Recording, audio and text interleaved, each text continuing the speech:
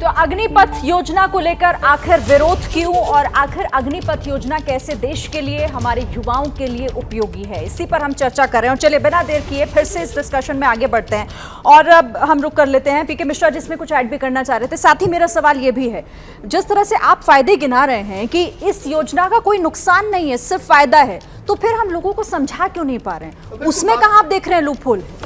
बात सही है, लोगों को समझना चाहिए और समझाना भी चाहिए, जिसमें शायद कोई कमी है, लेकिन योजना में कोई कमी नहीं है।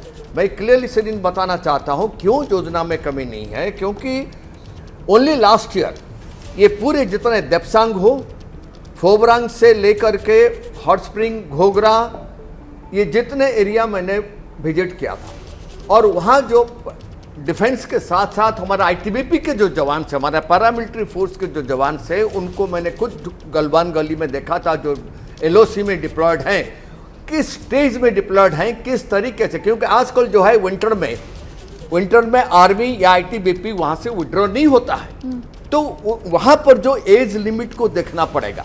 और ये जो हुआ है, अग्निवीर हुआ है, ये बहुत अच्छे किए हैं, क्योंकि यहाँ पर हमको यंग सोल्जर्स मिलेंगे जो कि उस टेरेन में डिप्लॉय कर सकते हैं, पर्टिकुलरली एलओसी में। छोड़िए जो 25% आर्मी में रह जाएंगे, वो तो अच्छी बात है।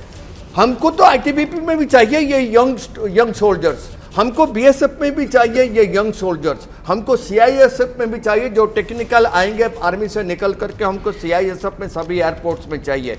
इसमें जो है 25% से ज़्यादा जो है पैरामिलिट्री फोर्स में ज़रूरत पड़ेगा।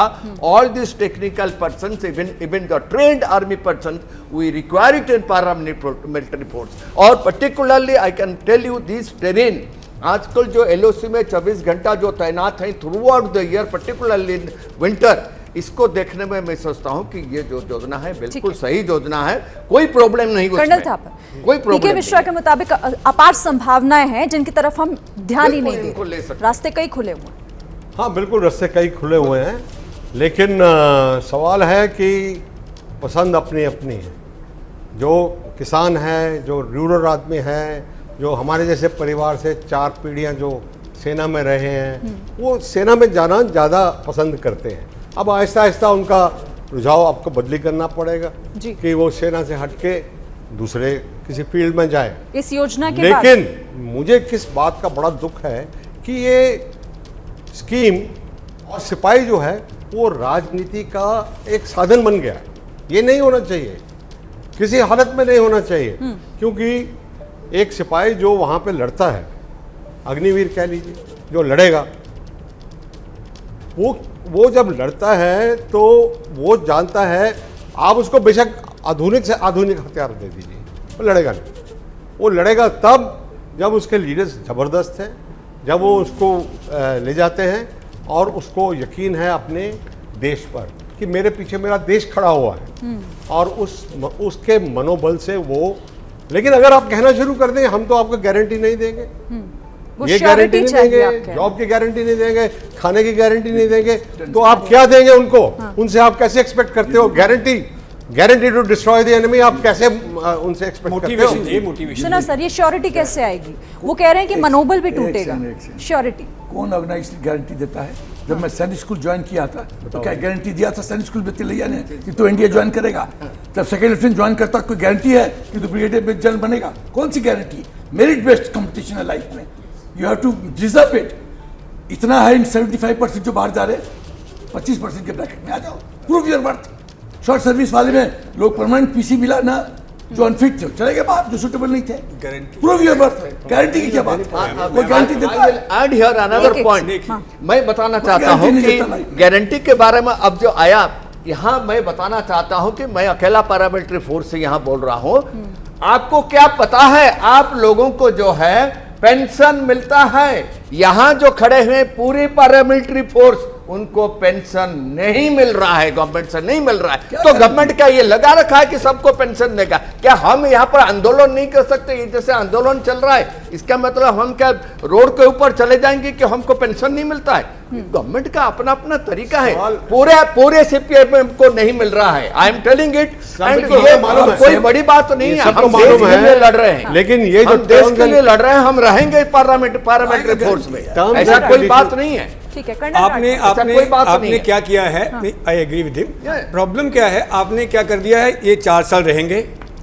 मैं गारंटी क्या, जब मैं फौज में गया था मुझे पता था कि मैं मेजर जनरल बनूंगा, डजंट मैटर, पेंशन मिलेगा, मेडिकल फ्री रहेगा रिटायरमेंट के बाद में, कैंटीन फैसिलिटीज मिलेगी, मिल रही हैं। इनको क्या है, आप पेंशन भी नहीं देंगे, आप कोई रिटायरमेंट बेनिफिट नहीं देंगे, कैंटीन फैसिलिटीज भी नहीं देंगे, कुछ भी नहीं देंगे। 4 साल उनको यूज करके छोड़ देंगे? नहीं सर, दे नीड सम। और एक वन मोर थिंग मैं कर्नल राठौर से एक सवाल लेना चाहती हूं। बस एक सेकंड जी।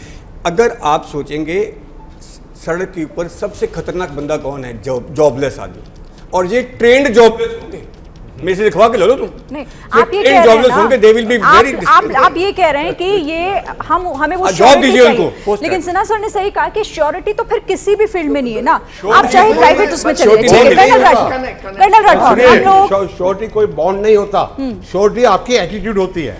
जब है, उसको पता है कि पूरा देश सर मेरे हम पीछे लोग है। यहाँ इसीलिए जुटे हैं कि हम इसका कोई सोल्यूशन दे सके। बिल्कुल, colonel Rathore, I think solution क्या है फिर?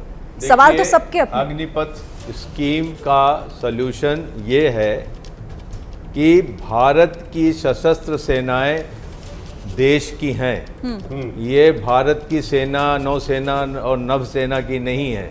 ये स्वॉर्ड आर्म है भारत की, वो तलवार उठाती हैं देश की सुरक्षा के लिए। इनको यूथफुल रखना पूरे देश का कर्तव्य है। जब वो बोलते हैं आप इनको यूथफुल करना है तो जो ये आप अग्निपथ ले लीजिए, क्यों ले लें? ये मिश्रा जी जो कह रहे हैं, ये कम से कम 30 साल से मैं सुन रहा हूँ कि लेटरल एंट्री CAPF में होगी 7 साल के बाद। ऐसा नहीं करते लोग, अगर करते तो आज ये दिन नहीं देखना पड़ता। एक छोटी सी उसमें प्रपोजल था कि 7 साल के बाद हम आपको जवान देंगे जिनको आप CAPF और स्टेट पुलिस में ले लीजिए, जैसा जनरल सिंह ने कहा कि उसी एप्टीट्यूड का काम दें। वो भी किया जा सकता था, तो ये अग्निपथ की जरूरत नहीं होती। अग्निपथ अगर इतना अच्छा था तो बाकी किसी डिपार्टमेंट में क्यों नहीं चला लिया? समझे? अभी बात ये आती है कि जो वॉलेंटियर आर्मीज हैं दुनिया में, वहाँ का सोशियो इकोनॉमिक कंडीशन ये अलग है भारत का। यहाँ पर लोग पहला जॉब लेने के लिए मुश्किल है। आप उस जवान को, उस युवा को चाहते हैं कि वो 25 साल तक दूसरा जॉब पकड़ ले, मिलेगा ही नहीं, वो समस्या। अभी आती है सल्यूशन क्या है? सल्यूशन इसका ये है कि कृपा करके इस स्कीम को आप पायलट में डालें और बाकी जो भर्तियां हो रही थीं उनको फिर से बहाल करें और 40,000, 35,000 जो भी नफरी आप चाहते हैं उसको पायलट में डालें और उसको 3 साल तक टेस्ट करें कि भारत की सेनाएं इनको कैसे रिसीव करती हैं, कैसे एम्प्लॉय करती हैं, कैसे ट्रेन करती हैं, इनके फ़ायदे नुकसान क्या हैं, और उसके बाद अगर इसे आप अच्छा मानती हैं तो इसको आगे लेके बढ़ें। इसमें क्या नुकसान है? रातों रात एक ऐसी स्कीम लाना जो कि 10 साल के बाद पूरी भारत की सेनाओं को कॉन्ट्रेक्चुअल कर देगा 50%। चलिए, आप एक सोल्यूशन दे रहे हैं, इस पर मैं एक कमेंट ले लूं। सर जल्दी से एक कमेंट दे दीजिए, क्या ये रास्ता है? फिर जनरल सोई। एकदम नहीं। पायलट प्रोजेक्ट वो करते हैं जिनको कॉन्फिडेंस नहीं है उनके सोच पे। ये डिले टैक्टिक्स है। 3 साल ट्रायल करते रहो, का है अभी हमको डिफिशियंसी है, अभी हम तुरंत रिकूप करेंगे अपने स्ट्रेंथ को। ये 2 साल से कमांड स्ट्रक्चर इस पर डेलिब्रेट किए, चिंतन किए, मंथन किए, उसके बाद पायलट प्रोजेक्ट।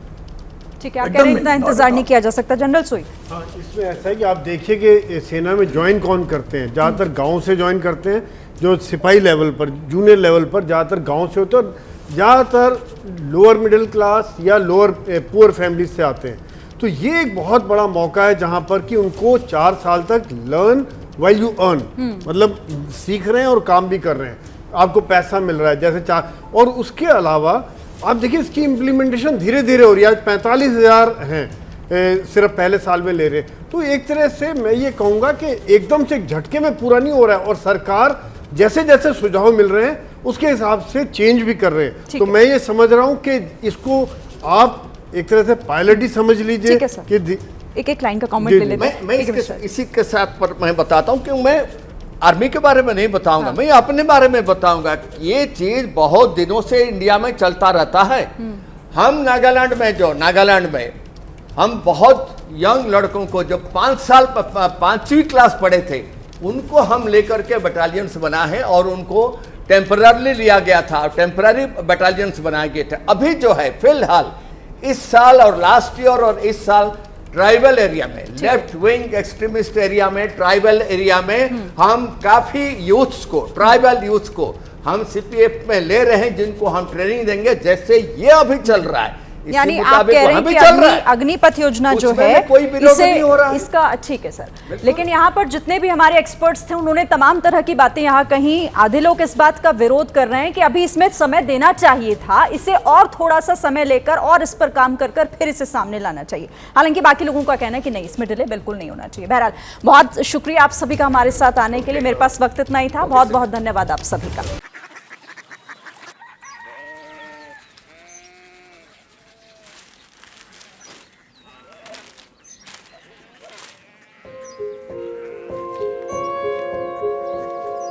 बाबा बाबा कोरिया सिटी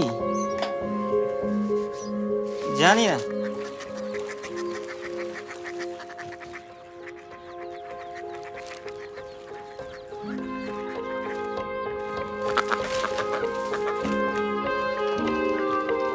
कोरिया सिटी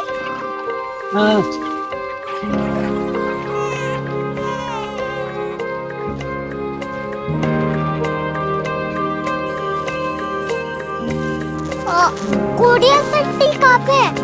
शहर अंग्रेजी लगे हैं।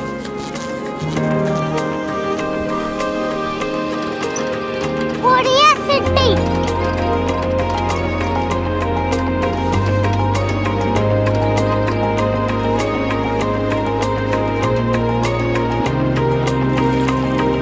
वो बहुत दूर है।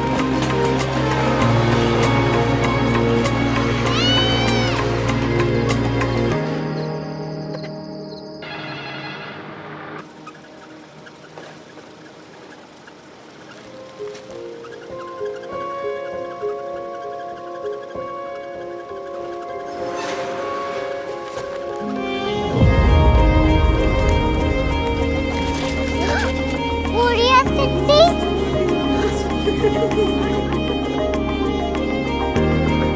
दुनिया को बोलना नहीं, कुछ लोग बड़े होते हैं। कोरिया सिटी कहाँ है? प्रोफेसर साहब को पता होगा। हो, ये छोटा वाला ग्लोब लगता है और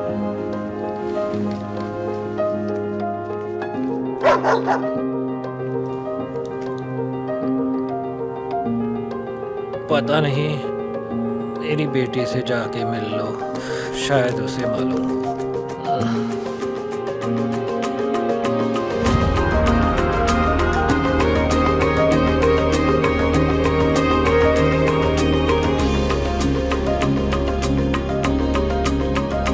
हाय,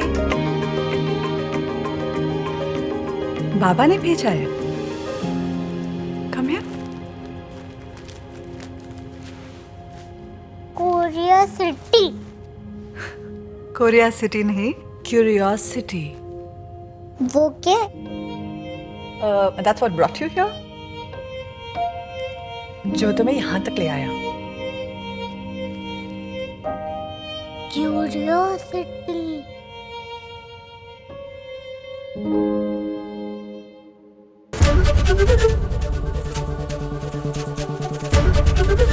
एबीपी न्यूज आपको रखे आगे।